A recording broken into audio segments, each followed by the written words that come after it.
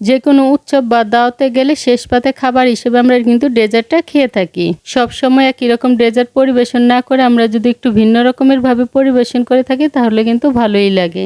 আজকে আমি সেমাই দিয়ে মজার একটি ডেজার্টের রেসিপি শেয়ার করছি। এইরকম একটি ডেজার্ট যদি খাবার টেবিলে থাকে তাহলে টেবিলের সৌন্দর্যটাই বেড়ে যায়। ডেজার্ট তৈরি করার জন্য প্যানে 1 টেবিল চামচ বাটার দিয়ে বাটারটাকে গলিয়ে নিচ্ছি। তারপর এর মধ্যে আমি সেমাই ঢেলে দিচ্ছি।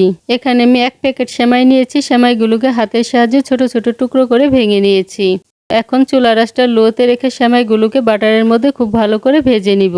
10 মিনিটের মতো ভেজে নেওয়ার পর সুন্দর একটা কালার চলে এসেছে। এখন এর মধ্যে স্বাদমতো চিনি দিয়ে দিচ্ছি। এখন চিনি সহ সেমাইগুলোকে আবারও কিছুক্ষণের জন্য ভেজে নিচ্ছি।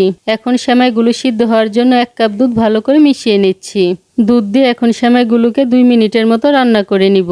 দুধ দিয়ে 2 মিনিটের মতো রান্না করে নেওয়ার পর সেমাইগুলো কিছুটা নরম হয়ে গিয়েছে। এখন এর মধ্যে আমি 3 টেবিল চামচ হাতে তৈরি করে নেওয়া ক্রিম দিয়ে দিচ্ছি। এখানে আমি 2 টেবিল চামচ কাস্টার্ড পাউডার, আধা কাপ দুধ আর 3 টেবিল চামচ কনডেন্স মিল্ক দিয়ে ক্রিমটাকে তৈরি করে নিয়েছি। এখন ক্রিমটা সেমাইয়ের সাথে খুব ভালো করে মিশিয়ে নিচ্ছি। ক্রিম দিয়ে ভালো করে মিশিয়ে নেওয়ার পর যদি সেমাইগুলো শুকনো মনে হয় তাহলে আরও কিছুটা ক্রিম দিয়ে মিশিয়ে নিতে হবে। সেমাইয়ের সাথে ক্রিমটা ভালো করে মিশিয়ে নেওয়া হয়ে গিয়েছে আর সেমাইগুলো নরম হয়ে গিয়েছে। এখন নামিয়ে কিছুটা ঠান্ডা করে নিচ্ছি। সেমাইয়ের মিশ্রণটাকে সেট করার জন্য এখানে আমি একটি কেকের মোল্ড নিয়েছি আর মোল্ডের মধ্যে আগে ঘি ব্রাশ করে নিয়েছি।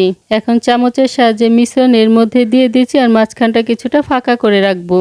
সবগুলো মোল্ডের মধ্যে সেমাইয়ের মিশ্রণটা দিয়ে ভরে নিয়েছি। এখন এইভাবে রেখে দিব যতক্ষণ না পর্যন্ত ঠান্ডা হয়ে আসে। সেমাইয়ের মোল্ডটা ঠান্ডা হতে হতে আধা লিটার দুধ দিয়ে দুধটাকে ভালো করে জাল করে নিচ্ছি।